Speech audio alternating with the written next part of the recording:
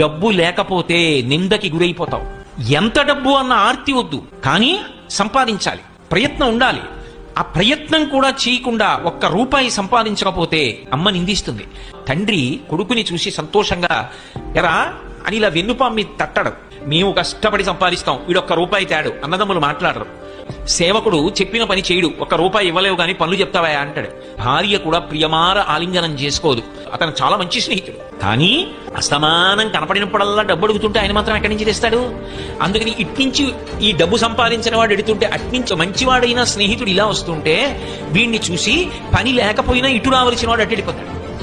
ఏమై బాగున్నావా అని ఇలా చీ కూడా ఎత్తడు. కాబట్టి ఓ స్నేహితుడా, డబ్బు సంపాదించు. డబ్బు సంపాదించనన్న మాట అనకు. యవ్వనంలో డబ్బు సంపాదించి తీరాలి.